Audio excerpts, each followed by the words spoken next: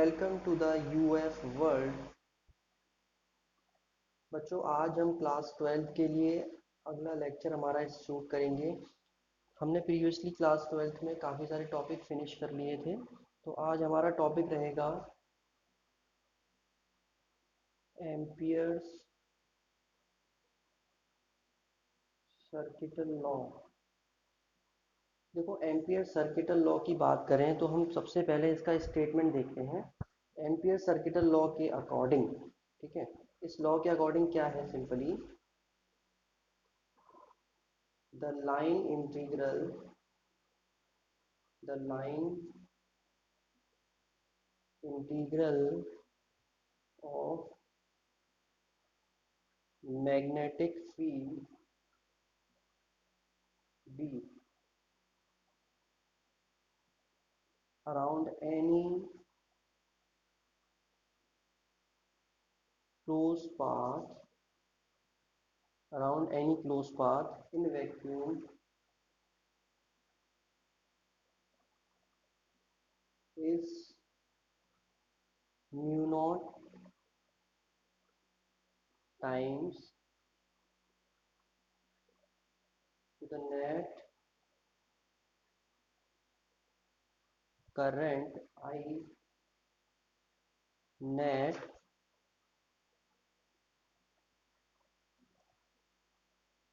enclosed by curve। और इसके लिए अगर हम फॉर्मूले की बात करें तो ये सिंपल सा फॉर्मूला होता है B D L is equal to mu not I net. अब समझ लेते हैं इसको। तो ये कह रहा है कि the line integral of magnetic field B. Line integral ये होता है आपका लाइन के रेस्पेक्ट में, जो आपकी लाइन है उसके रेस्पेक्ट में आपने क्या करना है, बी को इंटीग्रेट कर। Line integral of magnetic field be around any close path. एक क्लोज पाथ है, जिस तरीके से ये एक क्लोज पाथ है, ठीक है, ऐसे any close path in vacuum. Vacuum condition है, जो मीडियम में आपका वैक्यूम है, is mu naught time the net current I net enclose by the curve. तो ये क्या होगा, करंट आई नेट, जो नेट करंट फ्लो हो रही है उसका म्यू नॉट टाइम होगा, ठीक है, इंटीग्रल ऑफ मैग्नेटिक फील्ड। ये सिंपल सा कह रहा है। और ये सर्किट कैसा होगा, क्लोज्ड होगा। क्लोज सर्किट की कंडीशन है। सिंपली लॉ तो हमें समझ में आ गया ये क्या कह रहा है, इतना, ठीक है। अब अगर हम बात करें इसके रिगार्डिंग और जो पॉइंट्स हैं, उसमें सिंपल ये दिया रखा है। ये जो एम्पियर का लॉ है आपका, वो एम्पियर का लॉ सिर्फ एम्पियर लूप में ही फॉलो होगा, ठीक है, एम्पियर लूप्स में ही फॉलो होगा। और एम्पियर लूप को हम कैसे फाइंड आउट करेंगे, उसकी कंडीशन होगी कि कोई भी लूप जिसमें मैग्नेटिक फील्ड उस लूप के टेंजेंशियल हो। पहली चीज़ तो, पहला चीज़ क्या है यहाँ पर, टेंजेंशियल होना चाहिए, ठीक है, लूप के टेंजेंशियल हो। दूसरी कंडीशन जो बनेगी हमारी, जो आपका मैग्नेटिक फील्ड है वो, उसकी कंडीशन क्या होगी, लूप के नॉर्मल भी होना चाहिए, लूप के नॉर्मल होना चाहिए। तब हम मानेंगे कि ये जो आपका लूप है वो एम्पियर लूप है। जैसे कि इससे पहले गॉस लॉ में आपने पढ़ा होगा कि गॉस का जो लॉ है वो कहाँ यूज होता है, मोस्टली गॉसियन लूप में, ठीक है, गॉसियन लूप में यूज होता है। तो ऐसे ही ये वाला लॉ है। और ये काफ़ी हद तक एम्पियर लॉ, आपका सर्किटल लॉ जो है, वो बायो सेवर्ट लॉ से कुछ काफ़ी हद तक सेम है, क्योंकि इसमें भी क्या क्या यूज़ किया गया है, करंट और आपका मैग्नेटिक फील्ड, इन दोनों का यूज़ किया गया है, ठीक है।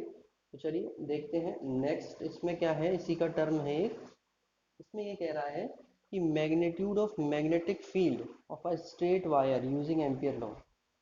अगर आप क्या करें, मैग्नेटिक फील्ड एक आपने ले लिया है, एक स्ट्रेट वायर इस तरह से जा रहा है ना, इसके अराउंड जितना मैग्नेटिक फील्ड क्रिएट हुआ है उसका हमें मैग्नीट्यूड फाइंड आउट करना है।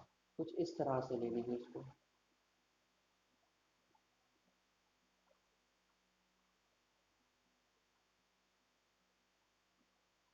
ये पॉइंट आपका ओ हो गया, और ये पॉइंट आपका पी। अभी सब डिस्क्राइब कर देंगे यहाँ पर ये क्या है क्या नहीं है। देखिए, ये आपका एक सिंपल वायर है जिसका जिसके अराउंड यहाँ पर इसमें हमें फाइंड आउट करना है कितना मैग्नेटिक फील्ड क्रिएट हुआ है, और इसके अराउंड मैग्नेटिक फील्ड इसके टेंजेंशियल है, देखो ये टेंजेंशियल है और नॉर्मल भी है। इसी के साथ डायरेक्शन होगी डीएल की। तो बी और डीएल आपस में कैसा एंगल बनाएंगे, 0 डिग्री का एंगल।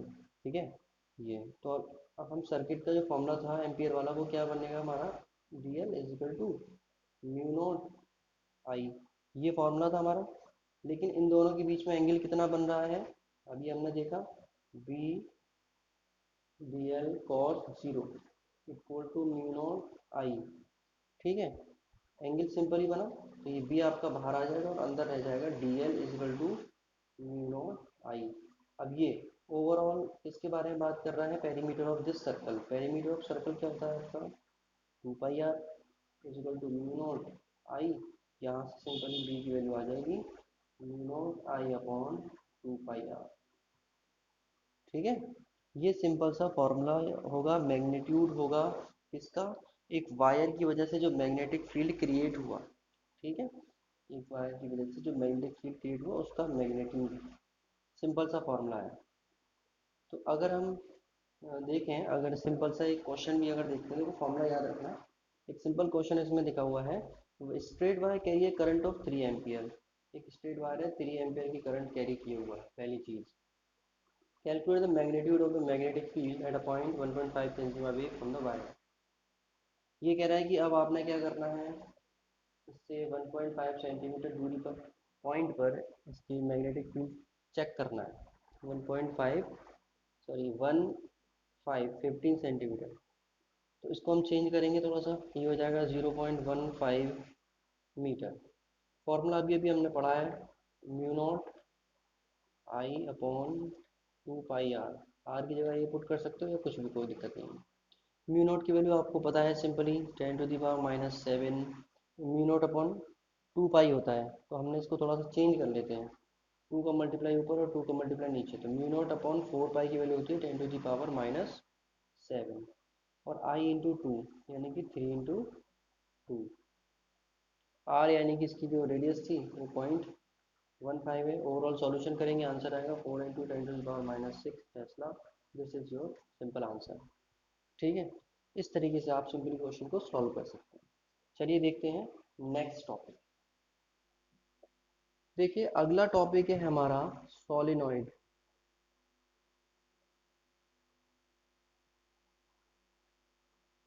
थोड़ा सा ये थ्योरेटिकल पार्ट है, ध्यान से सुनिएगा। देखो सोलिनॉइड क्या होता है, ये एक, सबसे पहले तो समझ लें इन सर्कुलर सिलेंड्रिकल, सॉरी हम कहेंगे इसको सिलेंड्रिकल शेप का, एक इस टाइप का सिलेंड्रिकल शेप होता है। इंसुलेटेड वायर इस पर बाउंड होते हैं। इसको थोड़ा सा सही कर लेते हैं, कुछ इस तरीके से इस पर वायरिंग करी जाती है। ठीक है, ये इंसुलेटेड मटेरियल होता है जिसका यूज़ हम वायरिंग को ग्रिप करने के लिए करते हैं, पहली चीज़। तो कुछ इस तरीके का, और इसमें एक क्या होता है कि इसकी लेंथ जो है ज़्यादा होती है कंपेयर टू द इसके डायमीटर। ये हो गया। अब इसमें क्या है आपका, और एक चीज़ क्या है, ये हॉलो रहेगा। चीनी मिट्टी वगैरह होती है ना, उसके उससे बनाया जाता है ये आपका जो सिलेंड्रिकल शेप है ना, इसके ऊपर फिर आप वायरिंग कर देते हैं। अच्छा, ये तो हो गया सोलेनॉइड। अब इस सोलेनॉइड का यूज़ कैसे, क्यों और कहाँ करते हैं। सोलेनॉइड का यूज़ हम तब करते हैं जब हमको मैग्नेटिक फील्ड बी प्रोड्यूस करना होता है। ठीक है, जब हमें मैग्नेटिक फील्ड बी प्रोड्यूस करना हो तब हम क्या करते हैं, सोलेनॉइड का यूज़ करते हैं। अच्छा, मैग्नेटिक फील्ड भी इससे प्रोड्यूस कैसे होता है कि हमने क्या करना है, इस सोलेनॉइड में करंट को फ्लो कराना है। सोलेनॉइड के अंदर करंट फ्लो करेगी तो वो अपने आसपास के एरिया में मैग्नेटिक फील्ड क्रिएट करेगी। सोलेनॉइड जो होता है आपका, उसका यूज़ कहाँ होता है, सिंपली इसका यूज़ जो होता है वो सिंपल आपने देखा होगा अपने टीवी वगैरह। अब तो खैर जो एलसीडी वाले और आपके जो प्लाज्मा वाले टीवी आ रहे हैं ना, तो इनमें यूज़ नहीं होता, लेकिन पहले के जो टीवी थे उनमें यूज़ किया जाता था सोलेनॉइड का। तो उसका यूज़ होता था कि सोलेनॉइड की हेल्प से एक मैग्नेटिक फील्ड प्रोड्यूस करना होता था, और जिससे क्या होता था, जो इलेक्ट्रॉन्स थे, जो इलेक्ट्रॉन्स थे आपके, वो इलेक्ट्रॉन डिस्ट्रीब्यूटेड हो जाते हैं, डिफ्लेक्ट हो जाते थे स्क्रीन पर, ताकि वो पिक्चर को शो कर सकें चारों तरफ। ठीक है, तो इसलिए इसका यूज़ किया जाता था। अब हम इसमें सोलेनोइड के अंदर एम्पियर्स लॉ अप्लाई करके हम फाइंड आउट करेंगे कि सोलेनोइड का कितना मैग्नेटिक फील्ड प्रोड्यूस हो जाता है सोलेनोइड से। चलिए देखते हैं। सबसे पहले तो कुछ कंसीडरेशन करेंगे। एक सपोज दैट हमारे पास ये सोलेनोइड है जिसका कुछ इस तरीके से डायग्राम है। ये तो हमारा हो गया सामने का सरफेस और ये हो गया पीछे का सरफेस। ठीक है। चलिए अब हम ये मान लेते हैं यहाँ पर कि सपोज दैट यहाँ एक लाइन है और एक लाइन यहाँ पर है, एक लाइन यहाँ पर है। ये एक हमने एक रेक्टेंगुलर शेप में इसको एरिया ले लिया है जिसकी वैल्यू हम फाइंड आउट करेंगे, जिसके बेस पर हम इसका ओवरऑल मैग्नेटिक फील्ड है वो फाइंड आउट करेंगे। पी क्यू आर एस, और इस पी क्यू की लेंथ है हमारी एल, सेम एल इसकी है, एल इसकी है, एल इसकी है, कंप्लीट एल है। ठीक है। तो चलिए स्टार्ट करते हैं। इसमें एल लेंथ हमें मिल गई है, तो जो हम फाइंड आउट करेंगे ओवरऑल एरिया तो वो होगा बी इंटू डी एल। ठीक है। इज इक्वल टू, देखो कहाँ कहाँ जाएगा, सबसे पहले पी क्यू पे आएगा हम, तो हम यहाँ पर लिख देंगे इस तरह से पी क्यू और बी डी एल प्लस, फिर उसके बाद पी क्यू के बाद क्यू आर पर गए तो Q R B D L, then again वही से अगेन चलने वाला है क्यू आर से R S B D L, then again S P B D L. अब देखो समझने की चीज़ है, यहाँ ये याद रखना है हमें। देखो एल की जो डायरेक्शन है वो इस तरह से है, परपेंडिकुलर शेप में। ठीक है, परपेंडिकुलर है। और जो आपका मैग्नेटिक फील्ड है वो इस तरह से जा रहा है, तो ये हो गया आपकी परपेंडिकुलर शेप में, और मैग्नेटिक फील्ड इस तरह से। तो एंगल कितने का बन रहा है यहाँ पर 90 का। ठीक है। ये किस किस केस में होना है, एस पी और क्यू आर के केस में। तो जब इस तरह से एंगल बनता है तो इनका प्रोडक्ट कितना आएगा, B D L cos 90 is equal to cos 90 बटे जीरो, तो ये जीरो हो जाएगा। इसका मतलब ये हुआ कि आपकी दो टर्म आपके फिनिश हो गए यहाँ से। कौन कौन से, पहला तो आपका हो गया ये क्यू आर वाला फिनिश हो गया।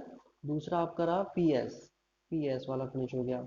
अगला बचता है एस आर। एस आर की बात करें तो आउटसाइड सरफेस में, यानी कि बिल्कुल बाहर निकल गए ना इससे हम, बिल्कुल बाहर, तो वहाँ पर क्या रहेगा आपका जो बी है मैग्नेटिक फील्ड जीरो होगा आउटसाइड द सॉलिनॉइड, याद रखना है आपको। तो फिर इसके अकॉर्डिंग ये भी खत्म हो गया, बचा आपका पी क्यू ओनली। तो उसको आप लिख लेंगे यहाँ पर P Q B D L. अब इन दोनों के बीच में यहाँ पर ये कौन कितना एंगल बन रहा है, एल और बी के बीच में कितना एंगल है, जीरो एंगल। आप एंगल अप्लाई करोगे तो ये क्या हो जाएगा, B D L cos zero.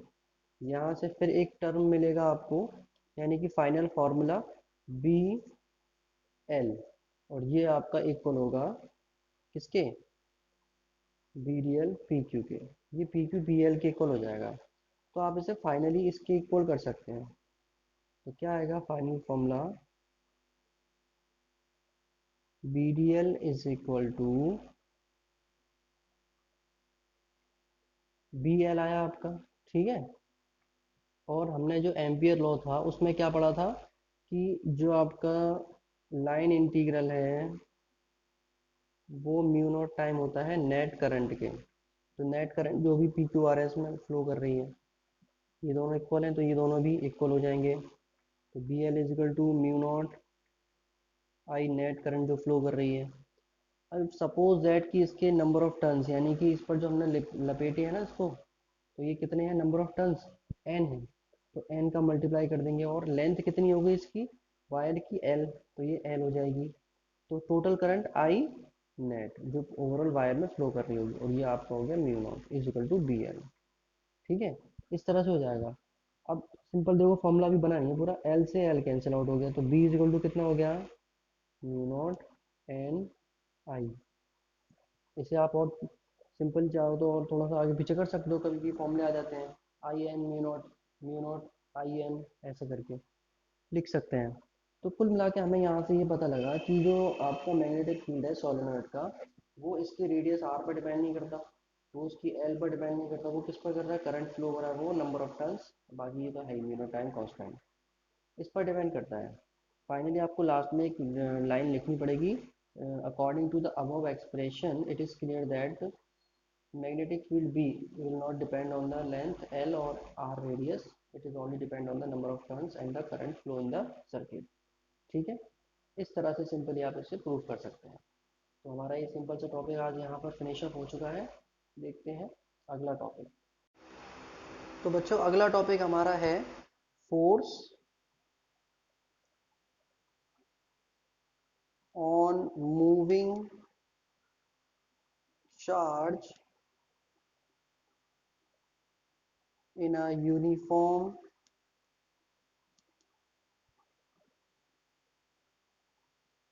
Magnetic field. Topic से सिंपली डिफाइन हो रहा है कि एक चार्ज है जो मूव कर रहा है कहाँ पर, यूनिफॉर्म मैग्नेटिक फील्ड में, चारों तरफ मैग्नेटिक फील्ड है और उसमें एक चार्ज है मूवमेंट कर रहा है। तो यहाँ पर हम सिंपल सा एक डायग्राम शो कर देते हैं।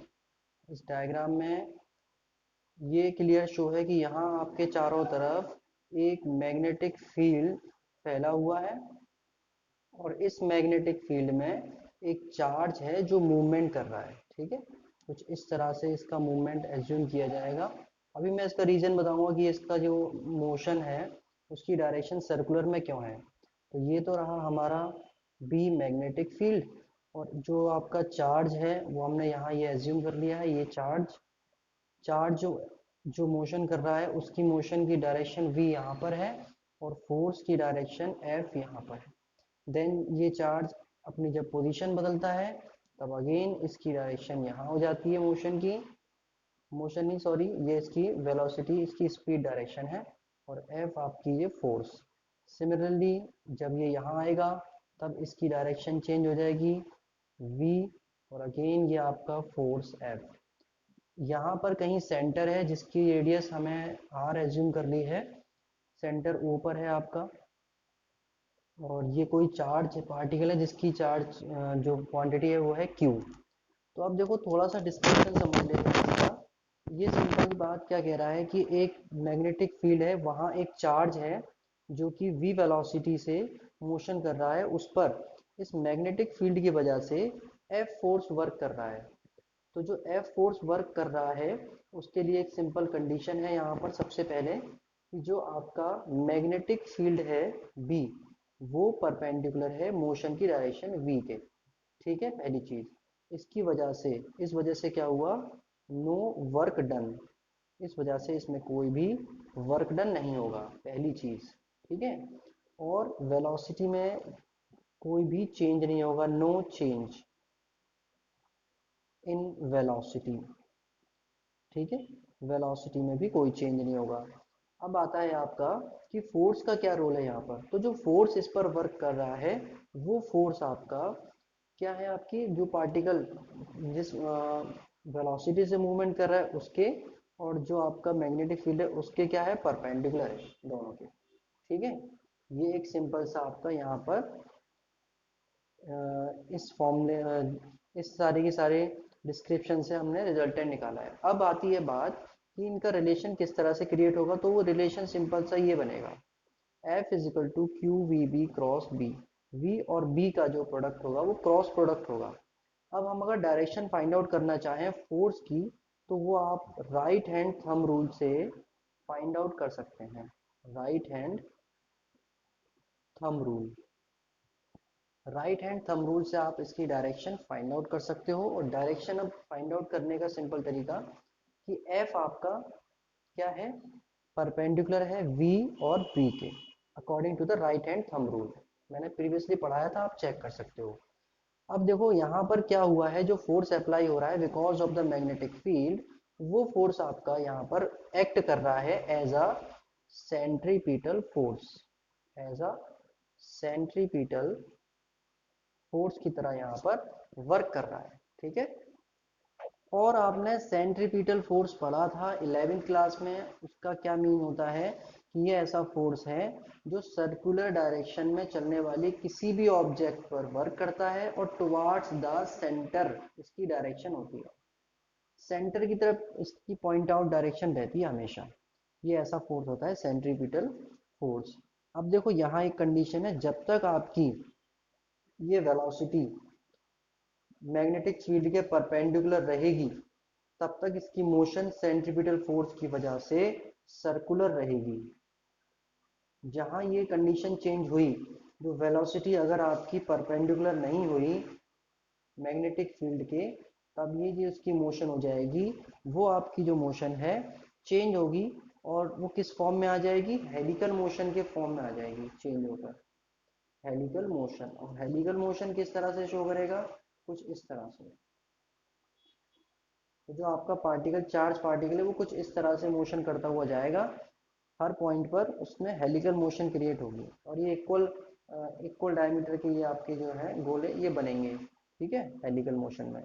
तो अभी हमारा जो एजम्पशन है वो है हमारा सर्कुलर मोशन के रिगार्डिंग, और हमने ये एज्यूम किया हुआ है क्लियरली कि v और b परपेंडिकुलर हैं। तो इस कंडीशन के अकॉर्डिंग ये सेंट्रीपिटल फोर्स है। सेंट्रीपिटल फोर्स का फॉर्मूला क्या कहता है, फोर्स mv²r होता था, ठीक है। ये परपेंडिकुलर है इसलिए हमने यहाँ परपेंडिकुलर का साइन लगा दिया, जो भी किसके इक्वल है, क्यू वी बी के इक्वल है, ठीक है। यहाँ से हम सॉल्व करेंगे तो आर की वैल्यू सिंपली हमें मिल जाएगी, रेडियस क्या होगी, M V upon Q B sorry. अब देखो एम बी क्या होता है, हमारा मोमेंटम, तो डायरेक्टली हम एक और स्टेप आगे लिख सकते हैं, पी अपॉन क्यू बी, ये हो सकता है सिंपली, सही है। ये सिंपल सा आपका डेरिवेशन है यहाँ तक। अब यहाँ पर अगर हम और आगे करना चाहें तो आगे इसमें और क्या सॉल्यूशन हो सकता है कि P जो मोमेंटम है वो R is equal to under root 2m के काइनेटिक एनर्जी को डिनोट कर रहा है, और बाकी जो वैल्यू थी Q अपॉन V, कुछ इस तरह से इसकी वैल्यू आ जाएगी, ठीक है। ये सिंपल सा आप यहाँ तक सॉल्व कर सकते हैं। अगर आपने फाइंड आउट करना है इसका टाइम पीरियड, तो टाइम पीरियड के लिए सिंपली वही फॉर्मूला लगेगा। सबसे पहली चीज़, टाइम होता है हमेशा कितनी डिस्टेंस कवर अप की और कितनी जल्दी कितनी स्पीड से कवर अप की, तो डिस्टेंस तो 2πr कवर अप करेगा, कितनी स्पीड से, v स्पीड से। सबकी वैल्यू पुट कर दीजिए, 2π एक साइड पर आ गया, M B upon Q B, और आपका भी यहाँ पर है, कैंसिल होगा यहाँ से, फाइनली आंसर आएगा 2πm अपॉन क्यू बी। ये आपका टाइम पीरियड आ गया कि कितनी देर में वो एक सर्कल, एक चक्कर पूरा कर लेगा। एंगुलर फ्रीक्वेंसी फाइंड आउट करना चाहते हैं तो उसको रिवर्स कर दीजिए, 2π अपॉन टी, वैल्यू पुट करेंगे 2π से, और 2π यहाँ पर अगर मल्टीप्लाई करना चाहें तो ये मल्टीप्लाई होगा, और सिंपल सा आंसर आ जाएगा यहाँ पर BQ अपॉन एम, और ये 2π से 2π कैंसिल, देन ये आंसर आपको सिंपली मिल जाएगा। यहाँ तक हमारा सिंपल ही था ये point, force on moving charge in a uniform magnetic field. तो चलो अब नेक्स्ट बहुत ही इंपॉर्टेंट टॉपिक है उसे डिस्कस कर लेते हैं। ये है हमारा लॉरेंज फोर्स। लॉरेंज फोर्स क्या है, सिंपली लॉरेंज फोर्स एक हेडिंग से डिफाइन हो जाता है, जब भी कोई मूविंग पार्टिकल, मूविंग चार्ज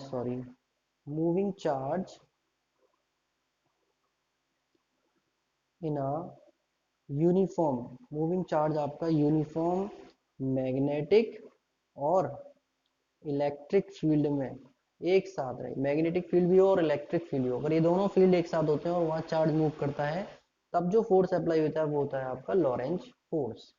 तो इसमें कुछ एजम्पशन कर लेते हैं इसका डेरिवेशन करने के लिए। सिंपल से एजम्पशन है, suppose that let us consider एक क्यू चार्ज है, उस क्यू चार्ज को हमने पुट किया है जहाँ पर मैग्नेटिक प्लस इलेक्ट्रिक फील्ड दोनों हैं, ठीक है, और यूनिफॉर्म है, दोनों फील्ड है। और यहाँ पर जो आपका चार्ज Q है, वो चार्ज आपका v वेलोसिटी से मूवमेंट कर रहा है, क्या है इसकी, v वेलोसिटी से मूवमेंट कर रहा है, और मैग्नेटिक फील्ड B है, इलेक्ट्रिक फील्ड E है, सिंपल। अब हम सिंपल जानते हैं कि जो इलेक्ट्रिक फील्ड होता है उसमें जो फोर्स अप्लाई होता है वो होता है F is equal to Q E, और due to the magnetic field जो फोर्स लगेगा वो अभी हमने पढ़ा है फॉर्मूला, V इंटू बी, दोनों को हम ऐड करेंगे सिंपली, तो वो होगा हमारा Lorentz force is equal to F E plus F M. Final आएगा Q E plus Q V cross B. Q आप कॉमन ले सकते हो, E plus V cross B. ये आपका लास्ट फाइनल फॉर्मूला निकल कर आएगा। ये क्या है, फोर्स है। किसके ऊपर डिपेंड करता है ये फोर्स? ये फोर्स सिंपली आपके v वेलोसिटी, q चार्ज और b आपके मैग्नेटिक फील्ड पर डिपेंड कर रहा है यहाँ से देखने पर। तो ये सिंपल सा आपका छोटा सा डेरिवेशन है। इसमें कुछ टर्म्स हैं जो आप चाहें तो बुक में से स्टडी कर सकते हैं, सिंपल सी चीज़ है। अब हम नेक्स्ट टॉपिक देखेंगे। लॉरेंज फोर्स की डेफिनेशन अगर आप देना चाहें तो सिंपली दे सकते हैं, the force applied on a moving charge in a uniform magnetic field and electric field. जहां पर इलेक्ट्रिक मैग्नेटिक दोनों फील्ड हो, वहां अगर कोई चार्ज मूव कर रहा होगा तो वहां पर जो फोर्स अप्लाई होगा वो होगा आपका लॉरेंज फोर्स। ठीक है, ये सिंपल से पॉइंट्स है कुछ आज के टॉपिक के लिए। चलिए नेक्स्ट टॉपिक देखेंगे अब हम नेक्स्ट लेक्चर में। तब तक के लिए stay home, stay safe, have a nice day.